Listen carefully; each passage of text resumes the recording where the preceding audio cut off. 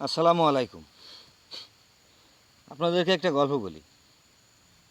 গল্পটা হচ্ছে, একদিনকে আমার মামাদের সাথে ঝগড়া হয়ে দিছে, মারামারি গ্যাঞ্জাম হয়েছে। তো এখন মা গেছে থানায় কেস করতে।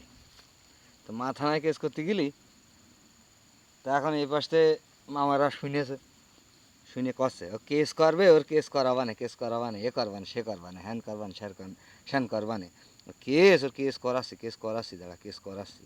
ঠিক আছে। তো এখন কিছু কিছু ফেসবুকে কিছু কিছু জিনিস দেখতেছি বা কিছু কিছু ভাষা শুনতেছি, তো ওই রকমই কিছু একটা লাইক দিছে। ঠিক আছে।